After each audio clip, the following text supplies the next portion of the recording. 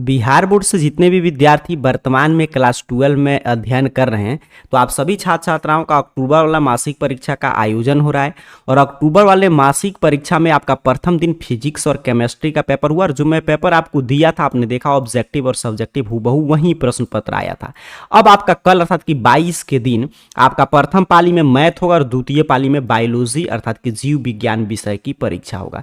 अब चलिए इस विषय में यहाँ पे देखिए हूबहू ओरिजिनल क्वेश्चन पेपर बायोलॉजी का है। आइए देखते हैं क्या क्या प्रश्न पूछा गया है और प्रत्येक प्रश्न का सही उत्तर क्या होगा, और पूरे पेपर का सॉल्यूशन करेंगे हम लोग ऑब्जेक्टिव सब्जेक्टिव। तो कल आपका द्वितीय पाली में बायोलॉजी विषय का एग्जाम होगा, तो जिनका भी जीव विज्ञान है ध्यान से देखेंगे।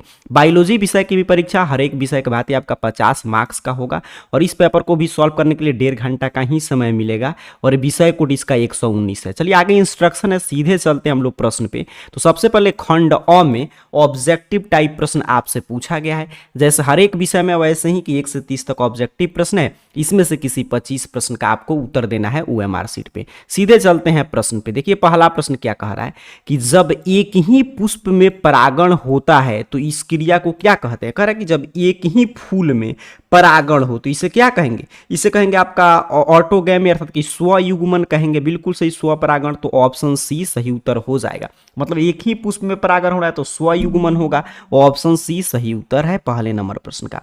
दूसरा नंबर प्रश्न कह रहा है प्लेनेरिया में अलैंगिक जनन की विधि है, तो प्लेनेरिया में आपका रीजेनरेशन होता है, पुनर्उद्भवन। तो ऑप्शन डी कि जितना टुकड़ा काटेंगे उतना वो नया संतति के रूप में उत्पन्न हो जाता है। आगे बढ़ते हैं तीसरा नंबर प्रश्न। कह रहे वंशागति तथा विविधता के अध्ययन को कहा जाता है, तो वंशागति और विविधता के अध्ययन को क्या कहते हैं, अनुवांशिकी कहते हैं, जेनेटिक्स कहते हैं। ऑप्शन सी सही उत्तर हो जाएगा। कह रहे अनुवांशिकी का जनक फादर ऑफ जेनेटिक्स किसे कहा जाता है, तो ग्रेगर जॉन मेंडल को। ऑप्शन ए सही उत्तर है। तो काफी आसान प्रश्न था। चलिए आगे बढ़ जाते हैं, अगला प्रश्न देखते हैं। 5 नंबर प्रश्न आपसे पूछा है कि मेंडल का प्रायोगिक पौधा कौन सा था। मतलब मेंडल तो ठीक है मटर का पौधा लिया था, बट वो कौन सा मटर लिया था, स्वीट मटर लिया था या गार्डन वाला मटर लिया था या दोनों लिया था, इनमें से कोई नहीं। तो मटर का जो पौधा का चुनाव किया था मेंडल, वो बगीचा वाला मटर था, मतलब गार्डन पी था। चलिए आगे बढ़ेंगे, अगला प्रश्न। कह रहे मानव स्त्री में डिंब वाहिनी नली की लंबाई होती है, तो डिंब वाहिनी नली की लंबाई कितना होता है, ये देखिए यहाँ पे लिखा है फैलोपियन ट्यूब का लेंथ पूछा है, तो 10 से 12 सेंटीमीटर होता है। तो ऑप्शन डी याद करके जाइए। 7 नंबर प्रश्न है कि कोरोना रेडिएटा अर्थात कि ऑरिया क्रीट कहां पाया जाता है, तो ये डिंब वाहिनी नलिका में पाया जाता है। तो ऑप्शन सी सही उत्तर हो जाएगा।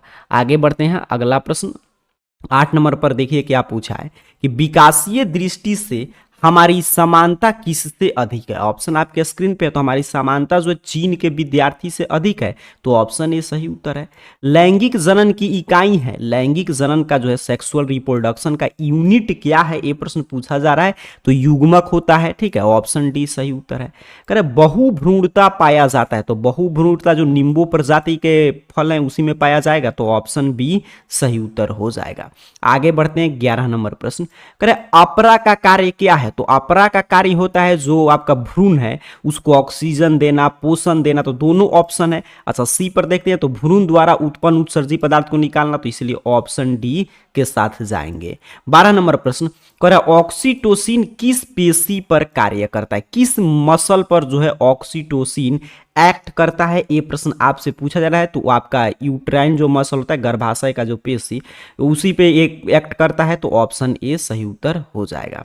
13 नंबर प्रश्न देखिएगा, यहाँ पे ऑप्शन ए सही उत्तर था 12 का। 13 नंबर प्रश्न है कर आपसे कि उल्लव वेधन मतलब कि एमनियोटेसिस का उपयोग निम्न में से किसके लिए किया जाता है, तो इसका उपयोग हम लोग डाउन सिंड्रोम के जांच के लिए करते हैं। तो ऑप्शन ए सही उत्तर है।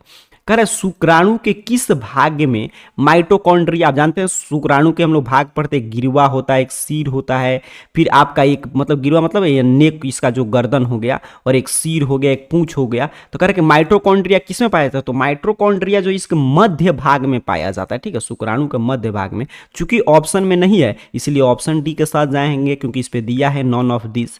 आगे बढ़ते हैं, अगला प्रश्न देखते हैं। अगला प्रश्न देखेंगे 15 नंबर। कर आपसे कि पार्थेजेनेसिस सामान्यतः होता है, ठीक है। तो पार्थेजेनेसिस क्या है, अगर हिंदी माध्यम के विद्यार्थियों के लिए कहा जाए तो इसे हम लोग बोलते हैं अनिषेक जनन, ठीक है, अनिषेक जनन इसे ही ना बोलते हैं, बिल्कुल अनिषेक जनन इसे बोलते हैं, पार्थेनोजेनेसिस, ये हिंदी अंग्रेजी में ही लिख दिया है।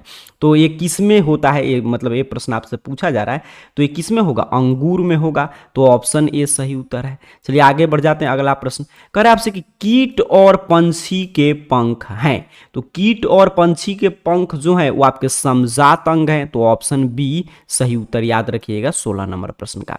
अब देखिए 17 नंबर प्रश्न कह रहा है डाई हाइब्रिड क्रॉस में फिनोटाइप अनुपात है, देखिए फिनोटाइप, एक जीनोटाइप पूछता है जो 1:2:1 होता है, लेकिन यहाँ पे फिनोटाइप पूछा है तो 9:3:3:3:1, तो ऑप्शन बी पे दिया है, तो यही सही उत्तर हो जाएगा। आगे बढ़ते हैं, ठीक है, डाई हाइब्रिड क्रॉस आप समझ रहे हैं ना, द्विसंकर क्रॉस जिसे हम लोग बोलते हैं हिंदी में, वही है द्विसंकर क्रॉस, उसी से प्रश्न था।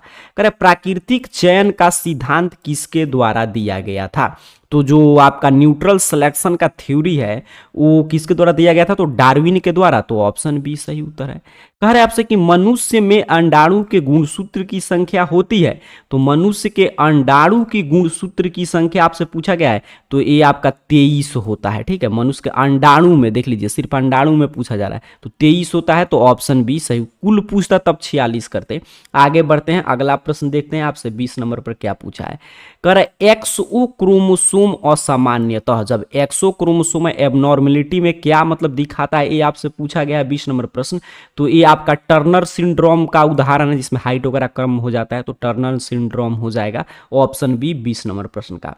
21 नंबर प्रश्न है मार्गन ने किस मॉडल पर कार्य किया था, तो ये फ्रूट फ्लाई फल मक्खी पर कार्य किया था, तो ऑप्शन सी सही उत्तर, याद रखेंगे। चलिए आगे बढ़ते हैं, 22 नंबर प्रश्न, आपको 25 बनाना है, मैं पूरा 30 में 30 का सॉल्यूशन करा दे रहा हूं, जिस 5 पे आपको डाउट होगा छोड़ दीजिएगा, बाकी 25 आप बना लीजिएगा।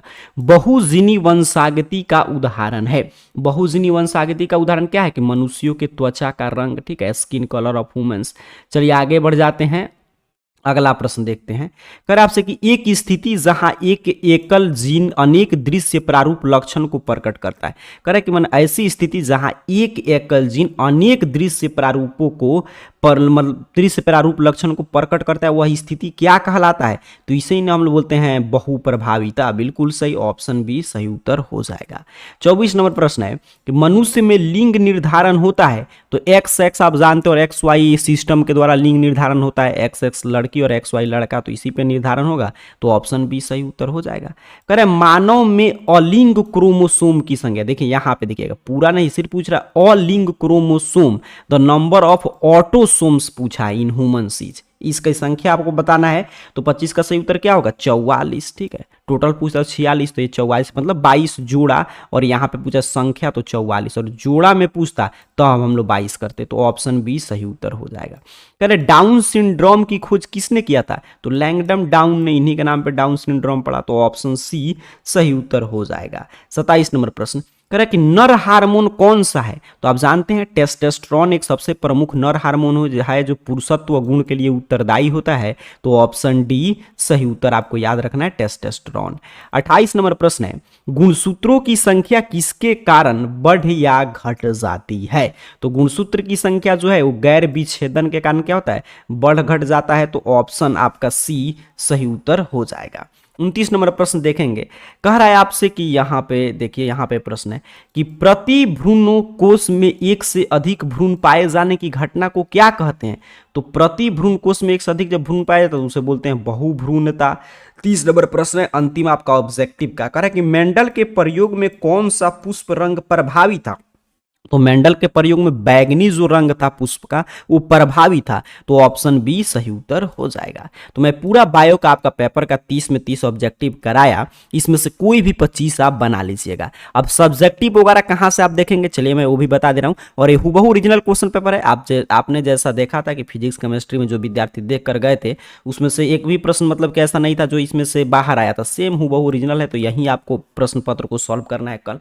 अब चलिए हम लोग देखते हैं किस रूप में आप इसका सब्जेक्टिव का उत्तर देखकर जाएंगे। तो पूरा प्रश्न पत्र उत्तर सही डाउनलोड करने के लिए ऑब्जेक्टिव सब्जेक्टिव का उत्तर सिंपल सा आपको अपने मोबाइल फोन का कोई भी ब्राउजर ओपन करके गूगल सर्च बॉक्स में आइए और AR जॉब पोर्टल पे आप वीडियो देख रहे हैं तो AR जॉब पोर्टल इस चैनल का नाम टाइप कीजिएगा और गूगल सर्च बॉक्स में सर्च कर दीजिएगा। देख लीजिए जैसे मैंने सर्च किया, सही से स्पेलिंग, ऐसे स्पेलिंग आपके स्क्रीन पे लिखा हुआ आ रहा होगा, यही स्पेलिंग आपको टाइप करके सर्च करना है। आपके सामने सर्च रिजल्ट आएगा और arjobportal.in वेबसाइट देख लीजिए इस तरह सबसे ऊपर शो होगा।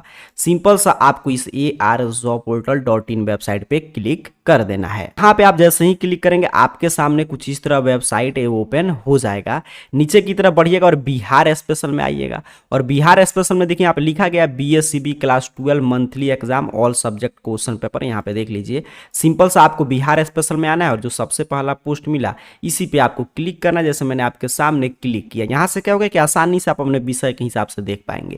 और यहाँ पे नीचे की तरफ बढ़िएगा और सबसे ऊपर साइंस के सभी विषय का था, यहाँ पे फिजिक्स, केमिस्ट्री, बायो, मैथ सबका है। अभी हम लोग बायो की चर्चा करें तो बायोलॉजी के सामने जो क्लिक हियर बना है, सिंपल सा आपको इस क्लिक हियर पे क्लिक कर देना है। जैसे मैंने आपके सामने क्लिक किया, ठीक है। यहाँ पे देखिए बायोलॉजी पे मैंने क्लिक किया तो ये क्या करेगा, यहाँ से बायो का आपके सामने पूरा जानकारी ओपन कर देगा। जैसे कि बायोलॉजी का प्रश्न पत्र किस रूप में आया है, कब एग्जाम होगा, किस शिफ्ट में, टाइमिंग क्या है। यहाँ पे 1 से 30 तक का सही सही उत्तर है, कोई 25 आपको बना लेना है। यहाँ पे सब्जेक्टिव का PDF वगैरह आप डाउनलोड कर सकते हैं यहीं से, या कोई भी दिक्कत होगा तो एग्जाम से पहले यहाँ पे मैं आपका पूरा आंसर अपडेट कर दूंगा, तो यहाँ से भी देख कर आप लिख सकते हैं, ठीक है। तो बायोलॉजी का पूरा यहाँ पे अपडेट है। तो मैंने आपको पूरा बायो का पेपर जिन भी विद्यार्थियों का है मैंने पूरा सॉल्यूशन करा दिया। ऑब्जेक्टिव और सब्जेक्टिव जो है arjobportal सर्च करके arjobportal.in वेबसाइट के यहाँ पे जो ये आपका बिहार स्पेशल है, इसमें जो सबसे ऊपर क्लास 12 का अक्टूबर वाला पोस्ट है, इस पे क्लिक करके बायो के सामने क्लिक पे क्लिक करके देख लीजिए। आप सभी को बहुत बहुत धन्यवाद।